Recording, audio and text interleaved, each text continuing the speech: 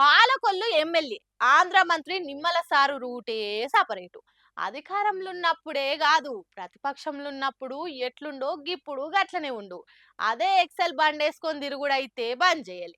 Palakollu గల్లీల Nimmala sir గురించి అడిగితే ఎంత నిమ్మల మనిషో చెప్తారనే తట్టుండు కదా నిమ్మల సారు. ఒక దివ్యాంగునికి పింఛన్ రాకుండా ఆపిరట గత పాలకులు. అయితే ఈ సంగతి నిమ్మల రామన్నకు తెలివంగానే పనివాడ ఎక్సెల్ బండి మీద వెనక కూసోబెట్టుకొని ఆఫీస్కు తీసుకుపోయి పింఛన్ రాపిచ్చిండు. ఆయనకు దివ్యాంగుల పింఛన్ కూడా ఇప్పించిండు. ఇక ఈ వీడియో ఇప్పుడు సోషల్ మీడియాలో గిరా గిరా తిరుగుతున్నది. పింఛన్ తీసేశారమ్మా ఇది పింఛను ఏ గవర్నమెంట్ లో తీసేశారు పింఛను?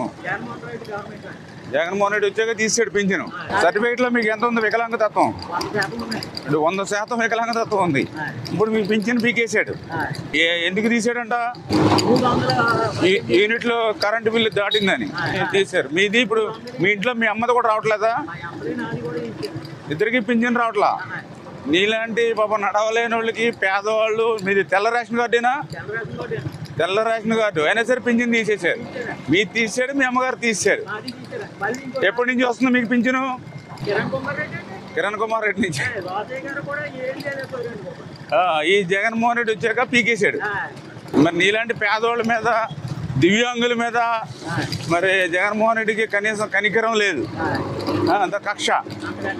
కూడా పింఛన్లు వంచేటప్పుడు లబ్ధిదారుల కాళ్ళు కడిగిండు. ప్రతిపక్షాలు ఉన్నప్పుడు ఆఫీసర్లు పట్టించుకుంటలేరని మోరీలు ఎత్తిపోసిండు. సైకిల్ మీద ఇల్లు తిరుగుకుంటా ఏం సమస్యలు ఉన్నాయో చెప్పురు అనుకుంటా అరుచుకున్నాడు. అందుకేనేమో జనాలు మళ్ళా రామననే గెలిపించినట్టున్నారు.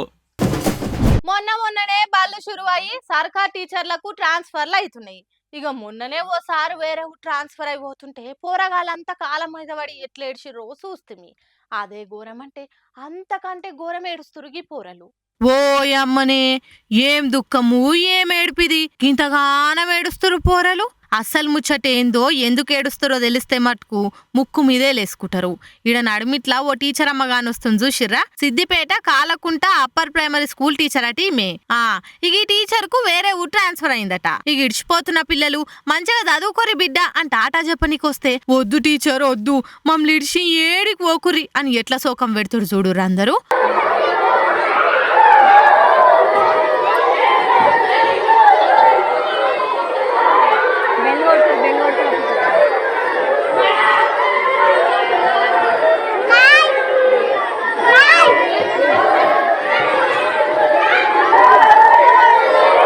వాయమ్మ, ఒకల్ని పట్టుకొని ఒకళ్ళు తలుచుకొని పక్కన వారికి ఏడుస్తుర్రు. టీచర్ చదువుకోరిరా అని వాతలు పెట్టినా ఇంతగానం ఏడ్చిరో లేదో గాని ఒక్క పారే వేరే తానికి పోతుందని తెలివంగానే ఆ బుడ్డ పొరలకి ఏం అర్థమైందో ఏమో, మామూలు కొట్టినా తిట్టినా మా మంచి గురించే, మా భవిష్యత్తు గురించే చెప్పేది. ఇక ఇప్పటి సంది మా టీచర్ మాకు చదువు చెప్పదని తెలిసి గీ తీర్లా ఉన్నోళ్ళంతా శోకం పెట్టేసరికి టీచర్ కూడా ఏడ్చింది. ఇక ఇది చూసిన నెటిజన్లంతా మాకు కూడా మా చిన్నప్పటి రోజులు యాదొస్తున్నాయి, మా స్కూల్లో పలానా టీచర్ వెళ్ళిపోతే మేము కూడా గిట్లనే ఏడ్చినాం అనుకుంటా అలా పాత రోజులు గుర్తు చేసుకొని బాధపడుతుర్రు.